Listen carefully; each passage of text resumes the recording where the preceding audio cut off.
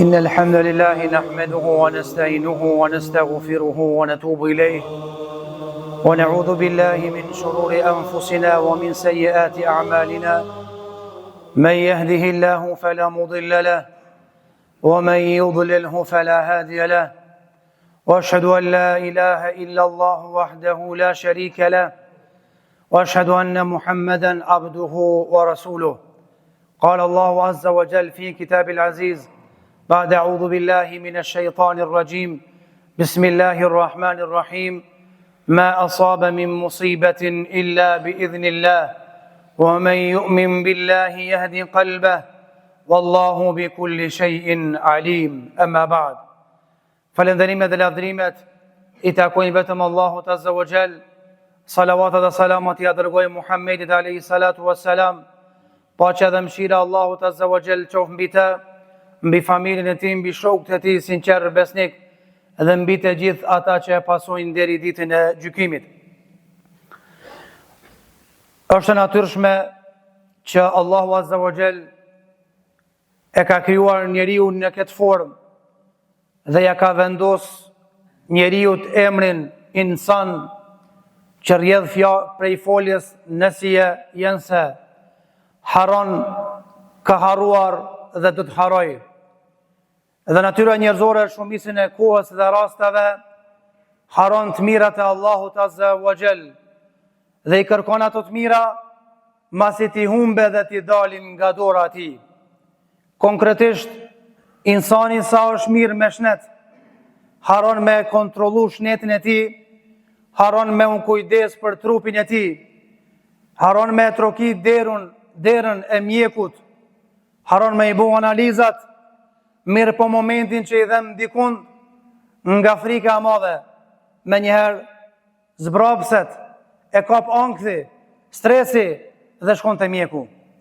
Allahu subhanahu wa taala na ka treguar që shëndeti është një prej mirësive të mëdha. Mirë po që fatkeqësisht shumica e njerëzve si a din kimetin shnetit të tyre. Ka thonë pejgamberi alayhi salatu wasalam, ni'matani maghbunun fiha kathirun min an-nas, as-sihhatu wal-faragh. Dy begati, shumica dërmuese e njerëzve si a din kimetin, e ato janë shëndeti dhe koha e lirë. Andaj në kuadër të hutbeve si të sillemi me Allahun Azza wa Jall, kemi vendosur që ta mësojmë se si të sillemi me Allahun kur na kaplon sëmundja, edhe kur na largohet shëndeti pjesërisht, tërësisht, apo kur na largohet shëndeti dhe kur nuk shpresojmë me u bë mirë apo me u shëru.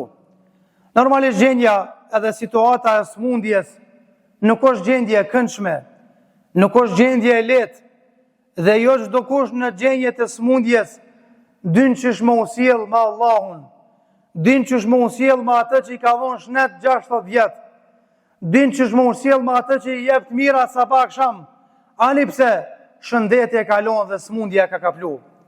E para që duhet me pas parasysh, ty që të ka kaplu smundja, ose kur të kaplej smundja, është që me marr këtë punë shtrerazim, me marë këtë punë pa stres, me marë këtë smundje pa depresion, pa ankth, thjesht caktimi Allahut Azza wa Jall, dhe me ngulit në kokë që nuk ka pas shans kjo smundje, mos me të godit se Allah ka caktu, nuk ka pas kjo smundje me qenë ma vogël, se Allahu qështu e ka caktu, nuk ka pas mundësi kjo smundje me qenë ma madhe, se Allahu me që këtë mas e ka caktu.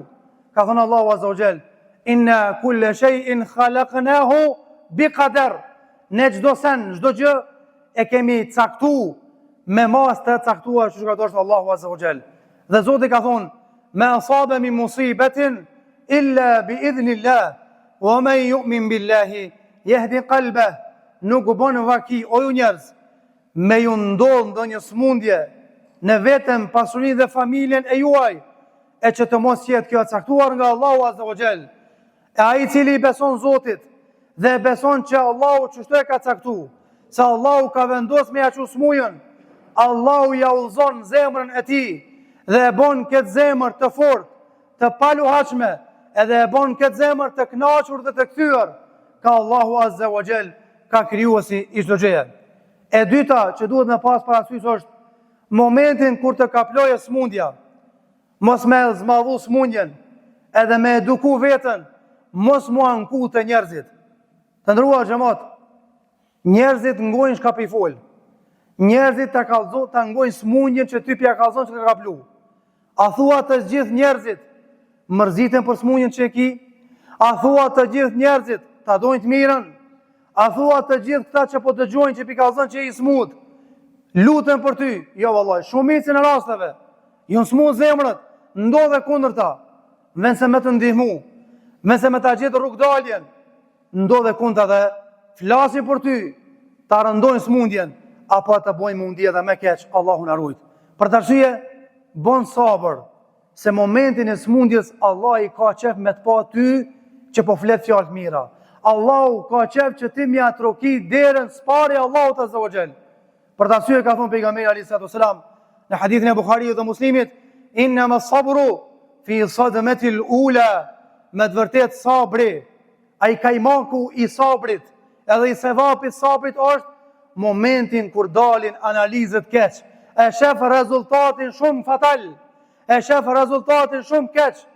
Në ato momente Allahu ta dëgjon fjalën, Allahu e dëgjon përshpëritjen e zemrës tonde, edhe e mendjes tonde. Allahu në ato momente e shkruan ato çka flet ti, ato çka përshpërit, edhe ato çka mendon ti. Kujdes çka mendon, çka përshpërit edhe çka flet në raste kritike. Unë e di që nuk është e lehtë me pa rezultate negativ dhe mos me i pa rezultatet e mira, po më mundu në ato momente me bo sabër edhe me unë kujdes për vetën tonde. E treta që duhet me pas parasysh është përpos që duhet me mbështet Zotit, sa Allah i ka thonë, wa me yatawakkal ala Allah fa huwa hasbuh, ai cili mbështetet Allahut, Allahu azza wa jall i mjafton atij. Mirë, po nuk duhet me nej duar kryq, që shtot dikush, Allah e pas ka caktuar me pas kancer, Allah e pas ka caktuar me pas tumor, Allah e pas ka caktuar me dek i smut, edhe me nejtë e shpia. Duhet mi përvjell krat, edhe me kërku ilaçin.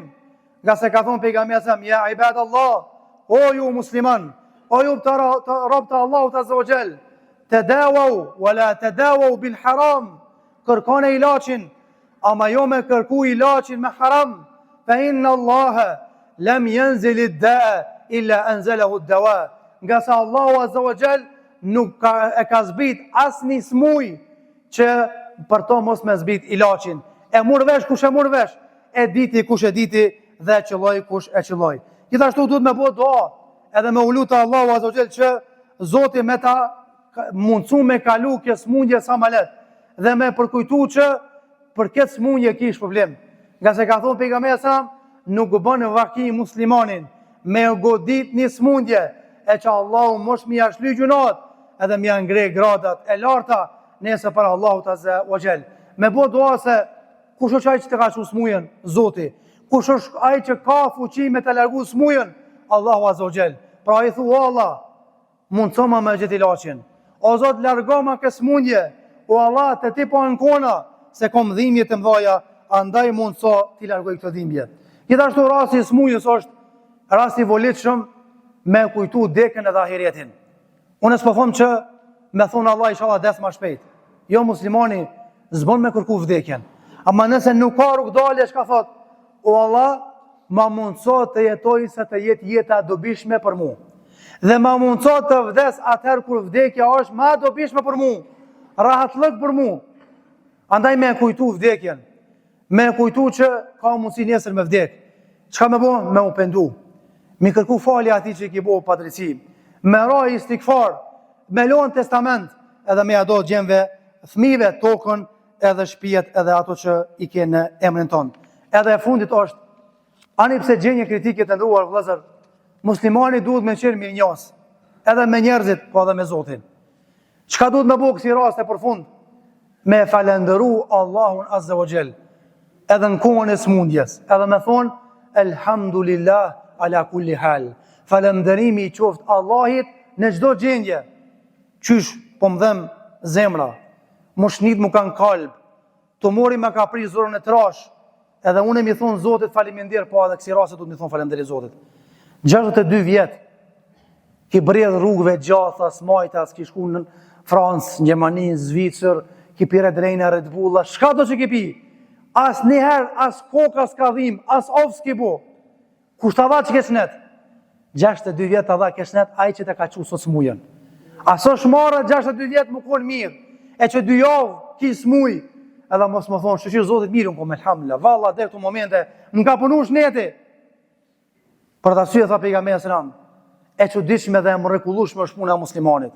Dhe kjo është enkas veç për muslimanin. Pse? Për shkak se nëse e godet një e mirë, thot elhamdulillah, kjo është haj për te. Nëse e godet një fatkeqësi, ai bën sabër. Edhe kjo është haj për te. Andaj falenderoj Allahun për nimetet dhe begatitë që të ka dhënë. Për shembull, te një njeri ki punu 40 vjet, 30 vjet, edhe ka arë koha me dalë penzi. Ama bashkë kur ka arë koha me dalë penzi, rritën rrogat 50%. Tash kemi mungesë punëtorëve.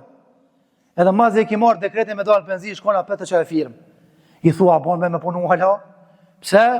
Po jo mi fort, që i kështë rritë rrogat e 100 euro. Sa beboj? Ja dhe rrë se mirë, bol ki punu 64, apo do me zonë dunjana, bol ki punu. Rritë e shpija, falu. Ruj një për të mbeset, knashu me ta. Ka kush me nga sot për tyje. Andaj jemi njën se 40 punu, pak e ki dhe interesin e parës. E dyta, një njeri që ki punu 15 për ato. Edhe ka arë puna tash të prisë teknologjike, ma bëna dha burri ki boto vjetë, kam nevoj për fuqi punëtura ma 3, po duhet me u largu pi punës, kërkoj falje, shok jemi. Që të 15 vjetë që ki punu. Nesër delë më njësë edhe ka përcen zotëria për rrugë edhe e këthen kokën. Edhe folë kesh për të.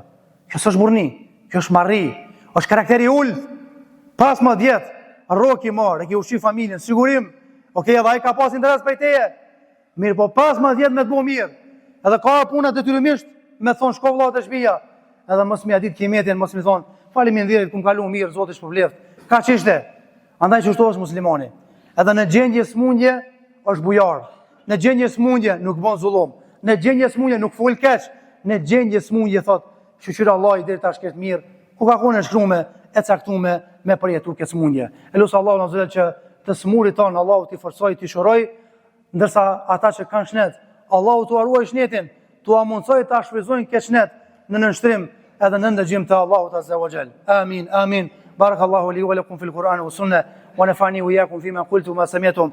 Astaghfirullah li wa lakum wa li sa'il muslimina min kulli dhanbin fastaghfiruhu innahu huwal ghafurur rahim.